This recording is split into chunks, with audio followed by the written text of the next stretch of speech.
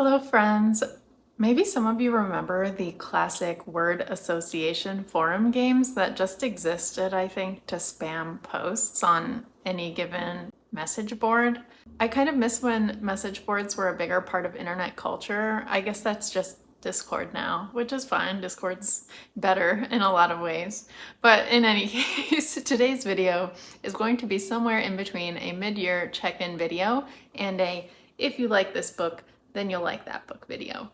Because I decided, for some reason, I can't really understand, I guess just because I have a comparative analysis kind of brain, that what I wanted to do yesterday afternoon was find a way to list every book I've read so far this year with an unbroken chain of connections between each book. As I was doing this self-inflicted challenge, I really tried to keep the connections to the content or the themes of the book, or in some cases the writing style or the format of the book, but I avoided making connections between things I thought were pretty superficial, like the cover or the words in the title. I have tried to keep this spoiler light as well. I'll refer to general themes and plot points that are evident from the blurb or the first 10 to 15% of the book. In a couple of cases, there were a couple of shared plot elements that were so specific I felt like I needed to use them, but they're not plot elements that I would consider spoilery. But I guess proceed at your own risk. So I did try to make these books really related to each other in the ideas they consider or the experience that they provide to the reader, but my disclaimer is that I connected some books across very different genres. So I won't say this is really a, if you liked this, then you'll like that video.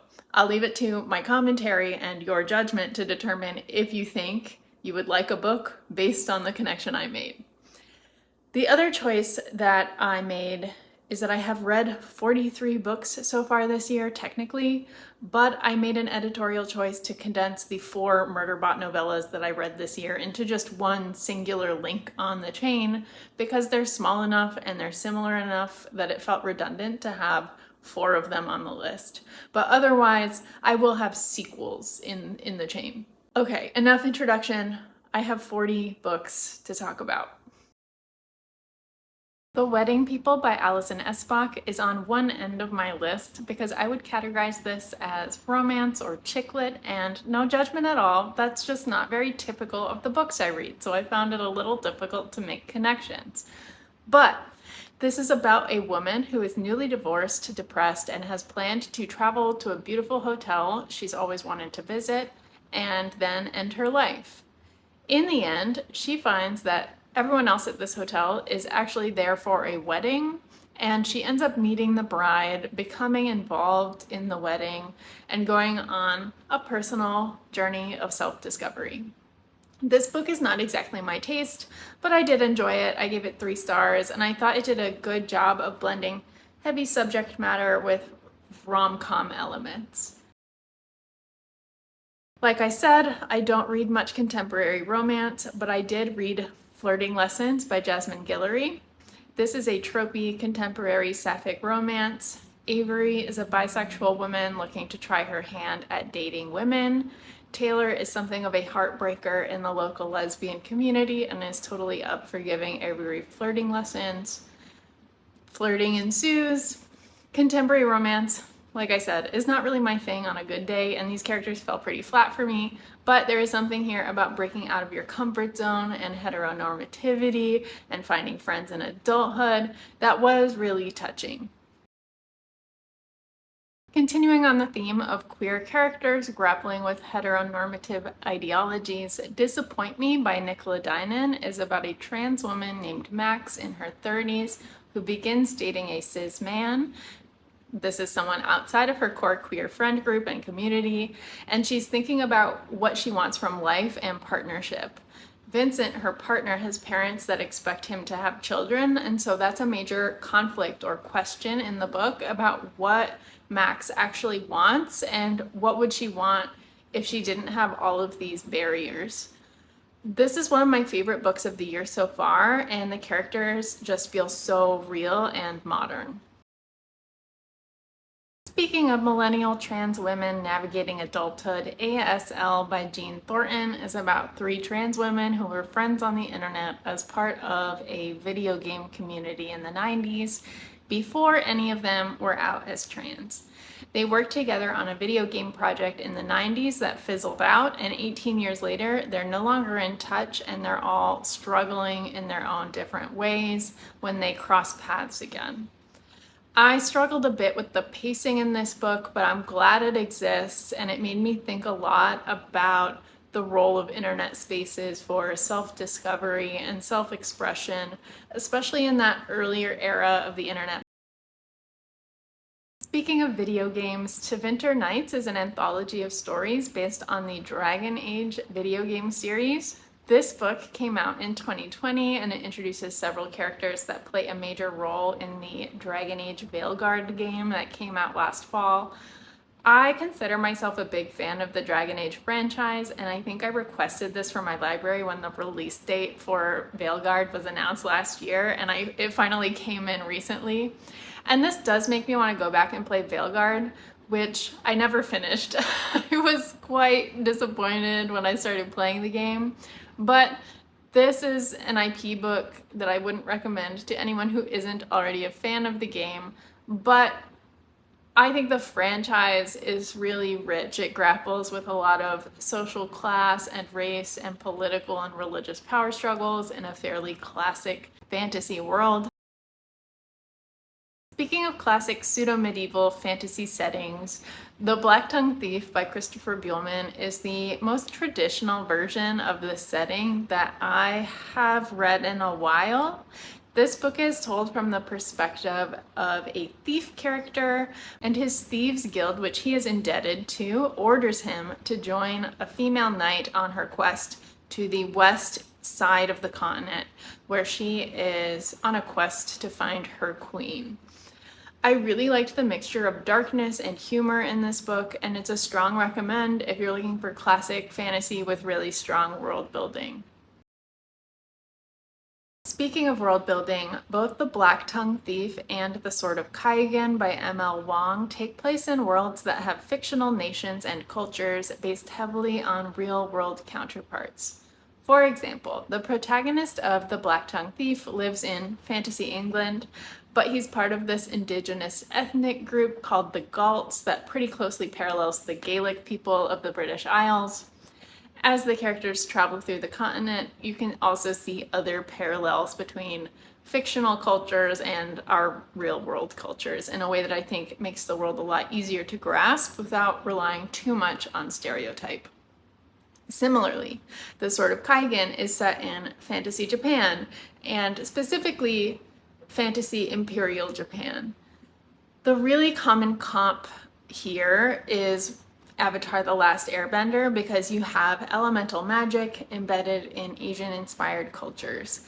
But in fact, this book ties in to a different series that M.L. Wong was writing at the time that I believe presents an alternate history where West Africa became the center of a dominant global empire, and that context is also present in the background of The Sword of Kaigan.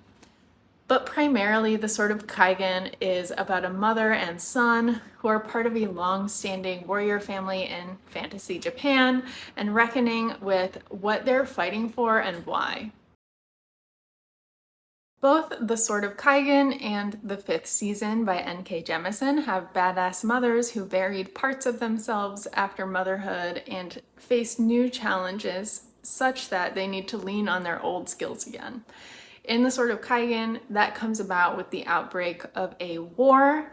In The Fifth Season, that comes about in the face of a cataclysmic geological event as well as horrible familial breakdown. The Fifth Season, if you're not familiar, takes place on a world where big climate impacting earthquakes and eruptions are common, but where there also exist people with earthbending powers with the ability to quell these earthquakes.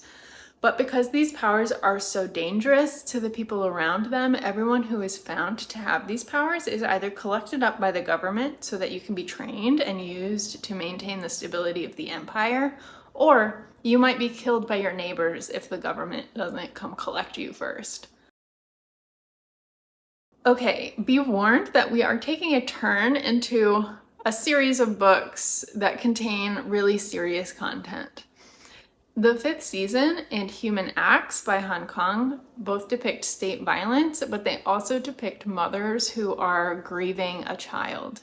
The fifth season opens with a mother discovering the corpse of her young son, and she assumes that this was done by the boy's father after he discovered the son had these feared earthbending powers. Human Acts depicts the death of a young teenage boy at the hands of soldiers during a democratic uprising that took place in Gwangju, South Korea in 1980. And it has chapters set in the years following that event, following people who were linked to that boy in some way. This book was a tough read in general, but it was very powerful, and the chapter from the perspective of the boy's mother was all of that, and just a really emotional depiction of grief. I really do recommend this book if you're in the right headspace for it. I had trouble finding what to link this next book to because, again, it sort of stands out from the rest in genre, but I think Autocracy, Inc. by Anne Applebaum connects to Human Acts in that they both describe the strategies used by autocratic regimes. The Gwangju uprising described in Human Acts was a pro-democracy protest in response to the political repression put in place by the military dictator who was in power at that time. Obviously, Human Acts describes this true piece of history through the use of narrative and poetic language, whereas Autocracy, Inc. is a straight political nonfiction that describes more so how autocratic regimes are nowadays collaborating in networks to support each other.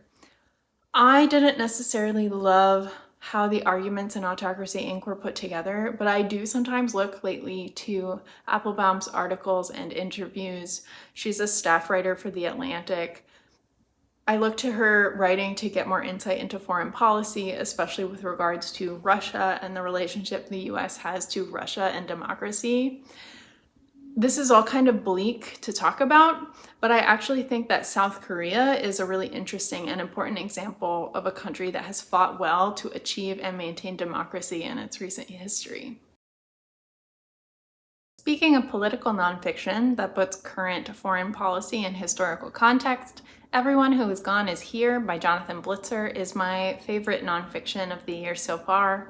It is about the history of immigrants and refugees from Central America and the evolution of US foreign policy and immigration policy as it relates to that history. It is brilliantly written in a way that ties personal narrative in with political history and analysis, and I recommend that all Americans especially read this because I think it's really valuable to know how we got to where we are with the Trump administration's recent deportation policies.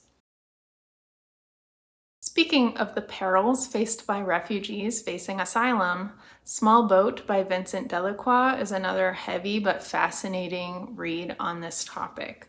Small Boat is a short novella that recounts the events of a small inflatable boat that was carrying migrants from France to the United Kingdom and sank, causing the death of 27 people on board. This book especially considers the responsibility of the French authorities who failed to send rescue vessels in response to the distress calls from that boat. And most of the book takes place from the perspective of the female Coast Guard who responded to their calls as she is interviewed for the official investigation into the tragedy. All of this is fictionalized, but it's a really vivid moral examination of how policy interacts with human life, and it kind of considers how we assign responsibility in the aftermath of these preventable tragedies. Another book that deals with a shameful national tragedy is We Do Not Part by Hong Kong. This discusses another period of South Korean history marked by state violence. This book discusses the Jeju Massacre of 1948 in the period preceding the Korean War, which involved military suppression and the killing of an estimated tens of thousands of civilians who were suspected of supporting communism. But this story is told really delicately through the frame of a woman in modern Korea who is asked by an old friend in the hospital to go to her home in Jeju to care for her pet bird. And as the main character travels to her friend's home, the boundary between dream and reality becomes very blurred, and she sees visions or ghosts that help her uncover this suppressed chapter of Korean history. Another thing I want to mention that will tie into the next book is that the friend who's in the hospital in this book is an artist who is working on a project that would discuss and honor and open up this history. Anita de Monte Laughs Last by Xochitl Gonzalez is also a ghost story that deals with art and suppressed history. This book is based on the true story of performance artist Ana Mendieta, who died under mysterious circumstances in 1985, falling 34 floors from her apartment window after an argument with her husband. In this book, the character of Anita is definitively pushed out the window by her husband, and Anita is present in the story as a kind of ghost, but her art and her legacy is gradually eroded and forgotten. But the book alternates between Anita's story and Raquel's, and Raquel is, in 1998, a first-generation college student at Brown University who stumbles on Anita's story and learns about herself through this discovery. Speaking of books set at colleges, An Academy for Liars by Alexis Henderson is a dark academia book set at a college for magic. The main character, Lennon, receives an invitation to attend this mysterious magical college in Savannah, Georgia, where students are trained in the art of persuasion, which allows people to influence objects, minds, and even reality itself. With this new world of seductive power, we have themes about the cost of power and the ways that truth can be bent to fit a narrative. It's also a very spooky book, and I thought the atmosphere was my favorite part. Another spooky book that I read this year that speaks to similar themes of power and moral decay is Macbeth by Shakespeare. In this play, Macbeth commits regicide and usurps the throne, and he is haunted by this betrayal, and over the course of the play, he really collapses under the guilt of what he's done. Another book I read that poses philosophical questions about inheritance and ambition is Niccolo Rising by Dorothy Dunnett. This tells the tale of a bastard dyer's apprentice in 14th century Bruges who grows his wealth and status as a merchant through various high-drama schemes and ventures. Niccolo is obviously ambitious, but a recurring question is how ambitious is he, and what are the limits of his skill and his morals? Questions about ambition and inheritance also play out in the political backdrop of the story, as you have various wars of succession playing out throughout Europe. And I feel like I'm making this book sound way more boring than it is, but maybe the next comp will help. I was struck by the similarities between Niccolo Rising and The Lies of Locke Lamora by Scott Lynch. Both of these have a scene in which their heroes are forced into an oak barrel by his enemies and left for dead. They also both feature canals heavily, since Niccolo Rising takes place in Bruges and Locke Lamora takes place in fantasy Venice. But essentially these books both have similar roguish, clever heroes and action-packed set pieces. The Lies of Locke Lamora is basically about organized crime in this fantasy Venice, and it largely centers around a grand con being carried out by Locke Lamora and his family of orphans called the Gentleman Bastards. One of the things I liked the most about Locke Lamora was the found family element, and I also think this is the case for All Systems Red by Martha Wells. In All Systems Red, our protagonist, Murderbot, is a security unit construct, so it's created from a combination of organic and robot materials. And Murderbot has overridden its governor module, but is not quite free because it can't make it obvious that it's a rogue unit, or it will almost certainly be reset or destroyed. But Murderbot has been hired as security for a team of scientists on a planetary survey mission, and the ways this crew slowly bonds with this security unit as they are in mortal peril is really sweet. Speaking of sci-fi that considers what it means to be human in a world where people are created and augmented and modified, Under the Eye of the Big Bird by Hiromi Kawakami also discusses this. This is one where I like both of these books personally, and I do think that they share this thematic connection, but I would generally hesitate to recommend one based solely on the other because I don't think the same people are necessarily going to like both of these books. Murderbot is action sci-fi, and it deals with this topic obliquely insofar as Murderbot is discovering its own preferences and needs in contrast to the humans around it and the robots and AI and constructs that it interacts with. Under the Eye of the Big Bird is a novel told as a series of short stories that circles this question much more directly, but much more philosophically, because it's about the near extinction of the human species and what it means to revive humanity through the use of things like genetic modification and cloning. Speaking of the novel and story structure, There by Tommy Orange does this as well. There is a novel about contemporary urban Native American life that weaves together stories from 12 different characters who are related in different ways, but are primarily connected through their preparation to go to a powwow that will be taking place at the Oakland Coliseum. Another novel that explores Native identity and intergenerational silences is Fire Exit by Morgan Talty. This is about a white man who grew up on the Penobscot Reservation in Maine after his mother married into the tribe. He has a daughter who still lives on the reservation with her mother, but he does not have contact with her, and her true heritage has not been divulged to her. And our main character is haunted by this secret and his desire to tell her and whether it would be the right thing to do. Partly because he wants that connection, but he also knows there are practical arguments to share or not share related to tribal membership and how she might react to the shock and the utility of knowing her real family medical history. Speaking of novels featuring estranged father-daughter relationships, the protagonist in The Last One at the Wedding by Jason Rekulik has not seen his daughter in years when she suddenly invites him to her wedding. She is getting married suddenly to the son of a very wealthy family. But as he arrives at the wedding, he quickly realizes that something is not as it seems, and our main character is determined to get to the bottom of it without further alienating himself from his daughter. Speaking of murder mystery thrillers with curmudgeonly old men as protagonists, We Solve Murders by Richard Osman features a father-in-law, daughter-in-law duo that is very charming.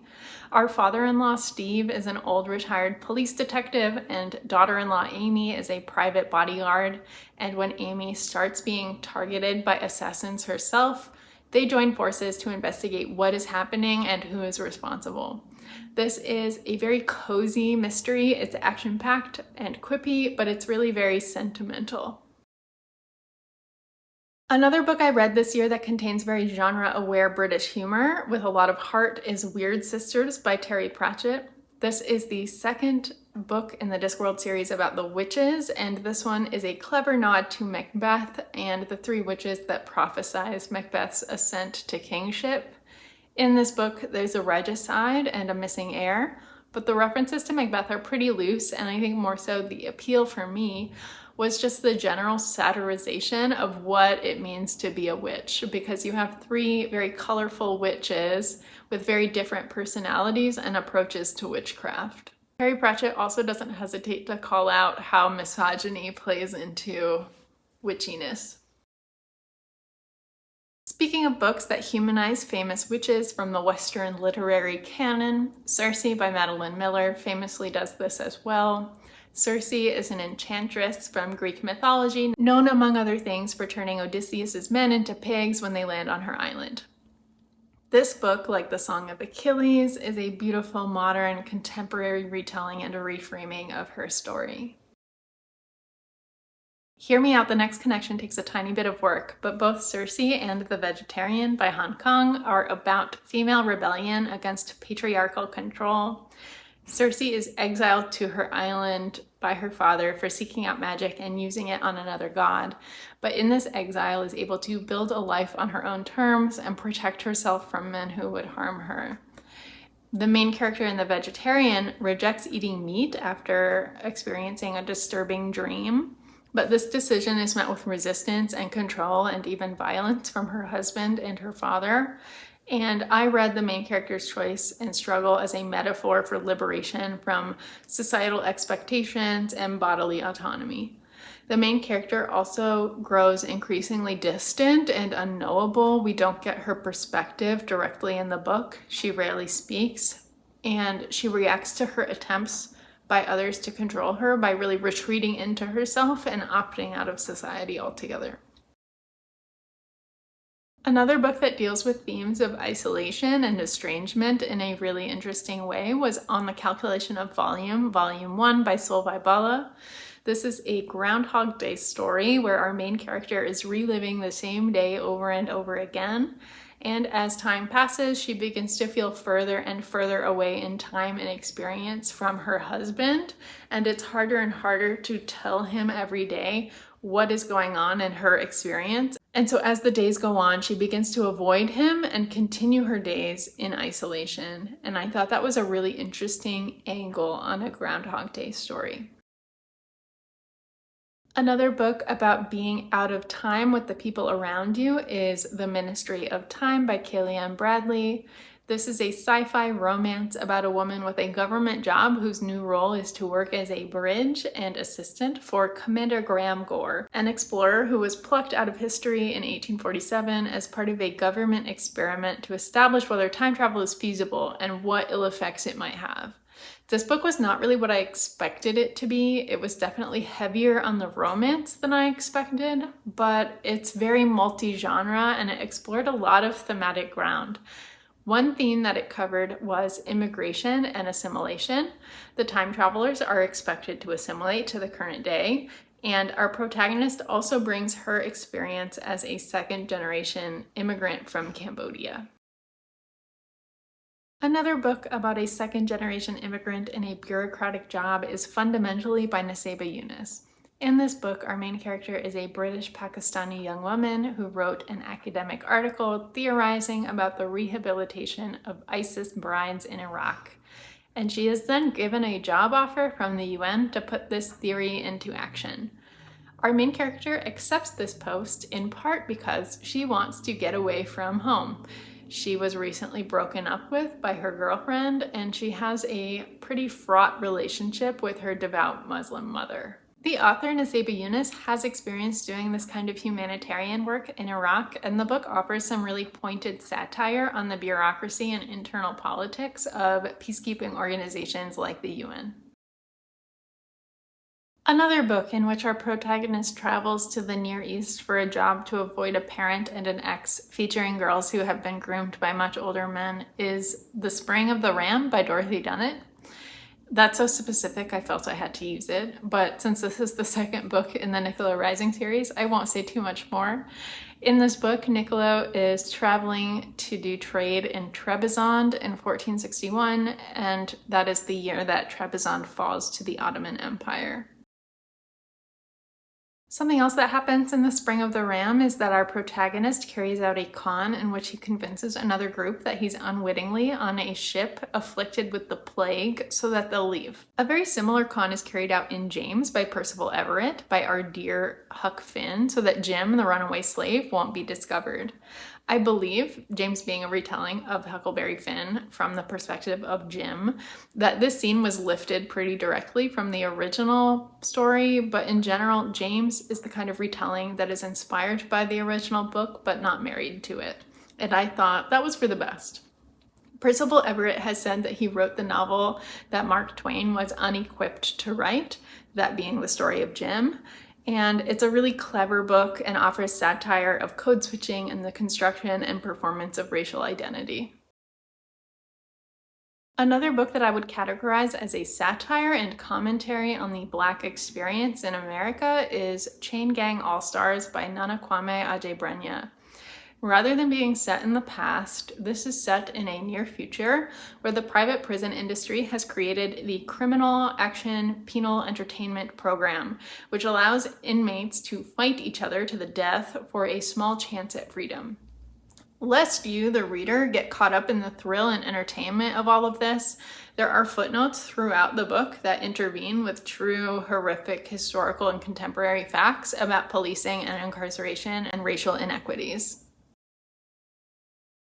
Another dystopian novel that engages with the consequences and failings of the prison industrial complex is The Dream Hotel by Leila Lalami. In The Dream Hotel, our main character Sarah is a historian and the mother of 2 children, and she has an implant that helps her get better sleep and helps her be more productive at work. But she is flagged at the airport for being at high risk of murdering her husband based on her dreams, which have been monitored with her implant. Sarah is then sent to not a prison, but a retention center where she must be observed for 21 days before she's sent back to her family. But that 21 days turns into much longer than 21 days as Sarah is stuck in a bureaucratic cycle and punished for arbitrary rules violations. This book felt to me very, very close to our current reality in a way that I found quite scary. Another book that has a protagonist that loses faith in the justice system over the course of the book is Good Girl, Bad Blood by Holly Jackson. This is the second book in the Good Girl's Guide to Murder series. Our main character is a high school girl who solved a murder case last year and has recently started a true crime podcast about that case and its fallout, which is now playing out in the court of law. At the same time, Pip begins investigating an active missing persons case after the local police department triages that as a low priority case. And all of this converges on a general increasing skepticism of the justice system. And I thought this was a really thoughtful and well-written YA novel. The connection between Good Girl, Bad Blood and The River Has Roots by Amal Al-Matar is that I would recommend reading both of these in their audiobook format. Good Girl, Bad Blood obviously plays with the fact that the main character has her own podcast and it has a great full cast audiobook to go with it. The River Has Roots by Amal El-Matar is a short novella that is a feminist faerie retelling of a murder ballad called The Two Sisters. And the singing of songs features prominently in the narrative, and those songs are performed in the audiobook, so I highly recommend the audiobook for both of those. In both The River Has Roots and Emily Wilde's Compendium of Lost Tales by Heather Fawcett, we have heroines who are engaged to a fairy and considering what it would mean to live in the world of fairy and be more distant from the human world. Compendium of Lost Tales is the third and final book of a trilogy, so I won't say much about it specifically, but the series is generally about our heroine, Emily Wilde, professor of fairy studies, and it's told in an epistolary format through the entries in her field journal as she takes notes on her fairy research subjects and adventures. Okay, hear me out on this one. Compendium of Lost Tales and The Backyard Bird Chronicles by Amy Tan both contain a woman's journal entries and observations about the natural world. Huh? The Backyard Bird Chronicles, as you might expect, contains a chronicle of backyard bird feeding observations. I would categorize this as a nature memoir, but it is heavier on the nature and not so heavy on the memoir, in my opinion. I read one other nature memoir this year, Raising Hair by Chloe Dalton. Chloe Dalton is a political advisor, but during the COVID years, she reared a newborn hare, a leveret, in her countryside house. And this is a memoir about her experience with this and the connection that she grew not only with this wild animal, but with the natural world in general. My final comparison in this chain of 40 books is maybe the most unhinged comparison of the whole bunch, but Raising Hair and The Daughter's War by Christopher Buehlman both describe, I would say, a touching connection with a wild animal. In Raising Hair, Chloe nurtures a prey animal. In The Daughter's War, our protagonist Galva is the caretaker of 2 giant war corvids that can eviscerate a man, though ideally they would kill a goblin instead, because Galva and her corvids are part of a special unit of the army in the latest Goblin War. But what I'll say is that the relationship that Galva has with her corvids is extremely touching. I thought about trying to close the loop and connect The Daughter's War with The Wedding People, but those again are highly different books in terms of genre and tone. If forced, I think they're both about women traveling away from their homes and finding agency and love. But seriously, one is a rom-com and one is a fantasy war novel. I thought this was really fun. It was a fun way to think about my own interests in reading for my type A brain. At the same time, I think I'll be haunted as I fall asleep tonight, like jerking awake thinking, oh, why didn't I make this other more clever connection? But I've spent enough time on this video. I also was thinking about like how this becomes more and less difficult depending on the number of books that are in scope. With fewer books, you may have to be more creative, but I also feel like 40 was hitting my upper limit for managing the web of possibilities. I'd love for you to put what you thought of this video, what you think of any of these books, any other connections that you would like to draw yourself. Please leave those in the comments. Thank you for watching and see you next time.